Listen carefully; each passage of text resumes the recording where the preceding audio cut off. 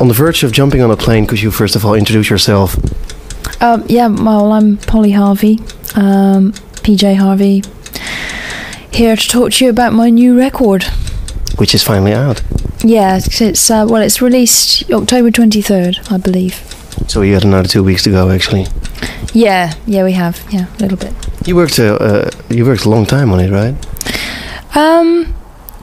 No more than usual. I think I've naturally seemed to gather songs over a period of about a year and a half before I'm ready to make a new record. And actually recording this record, we were only in the studio for 6 weeks, so it was quite quickly done, really. You've been writing music, I guess, for a longer period, right?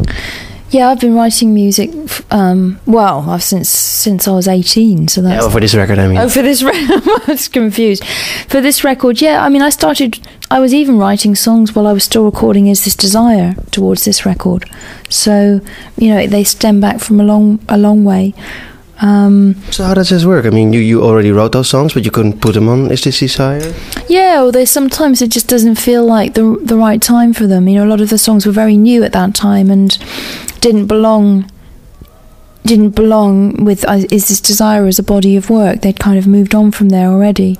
So it's kind of like, I gather songs together that seem like they're right for each other, really. And I do write a lot. I write all the time. I write every day. Not just songwriting, but prose and poetry writing as well. It all fills the same place, really. So, there are a lot of songs even now that I didn't record for this new album. So you already have new music for a lot of albums to come, I guess, right? Well, yes, I certainly have a lot of other songs lurking around, but who knows, I might not use them. I might... a song I think is good if it stays with me. Some songs don't stay with me, and that usually means that they're not strong enough anyway, and I might not use them for anything. Tom York is on your album, obviously. How did you get that? Did he call you or you call him? No, I approached Tom. We'd met a while beforehand, and I've long time been a big admirer of his voice. A very unusual, very beautiful voice that he has, and the idea of writing a song for somebody else to sing, but to have that within my own album, has appealed to me for a long time, and I just never got around to doing it. Isn't it difficult to write a song for somebody else? It is difficult, but it's a very interesting thing to do, and it's a very healthy thing to do as a songwriter, I think. And I'd like to do more of that. It's very interesting. So anyway, I wrote the song with him in mind and his voice in mind, and just sent it to him along with the two other songs that he sings backing vocals on, which is One Line and Beautiful Feeling. And he got in touch almost straight away and said he'd love to do it. So that must have been pretty scary. I mean, he could have called you and go like, well, what do you, not in your mind or not in your life? Yeah, no, obviously it's a bit of a gamble, and there's been times in the past where people have sent me songs that they would like me to sing, and I might have to say no if I would do, if it didn't feel right. I'll only sing a song for someone if I feel that there's a way in it for me vocally, if I feel that I can attach myself to it emotionally somehow. For instance, when I sang the song for Tricky on his album, the words moved me and meant something to me, but I was still ringing him up and saying, before we went in the studio to do it, just asking him more about the background of how he wanted it sang. So yeah, it was a gamble, and I was delighted that Tom felt that he could do it. Are there other people you would like to work with? There are. I'd love to. You don't dare to mention them? Or? No, there.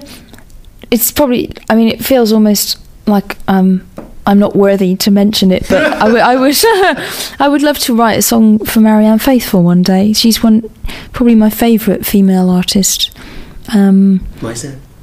I just think she's, throughout her career, she's always tried to do new things. She's tried so many completely different ways of singing and of expression, and seems to challenge herself like that. And not only that, but to see I mean, her voice is incredible, very moving, I think, and to see her perform, which I've been lucky enough to do a couple of times, is just astonishing. I mean, she has so much grace and serenity and strength, and holds an audience in the palm of her hand without even trying. You know, she's just incredible presence. You ever met her? I haven't, no. Would you like to? Yes, I would, although I would probably be very nervous. Yeah. 'Cause, I mean, it can be, of course, a letdown if you meet somebody which turns out to be totally different than you expect. Yes, I suppose. It would be. Hey, I want to talk more about your album. First of all, I got this front cover, but it's a promo copy, of course.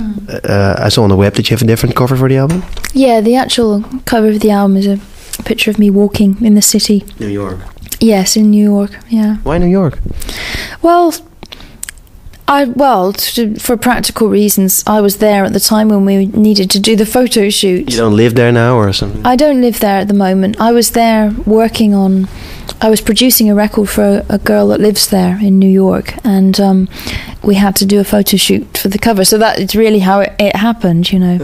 But also, you know, it seemed appropriate. I'd lived in New York in 1999 for about 8 months, and some of the songs that are on the record were written there, so it did feel like it would be a good place to do it.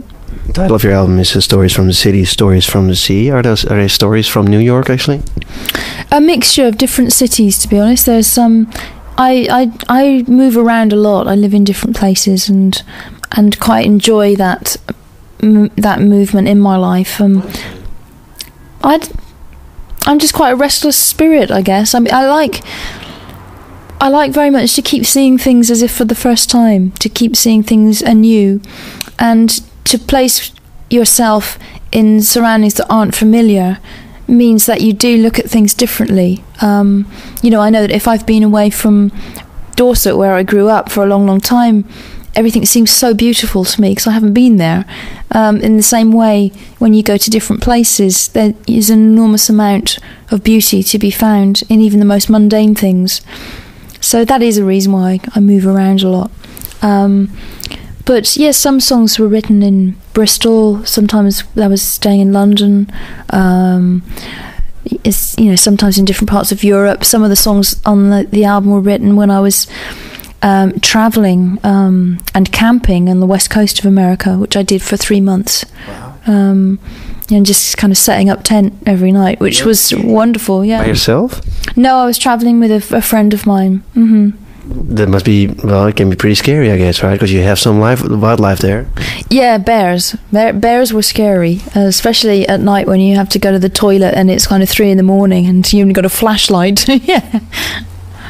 But why did you do that? I mean, was it a holiday or did you do it on purpose? Just for the experience, really, and the emotional experience, and it's all part of human growth to place yourself in situations that are going to challenge you in some way, I think. So what, it taught you respect for nature? Or? Many things, yeah, respect for nature. It taught me to really look at things a lot closer.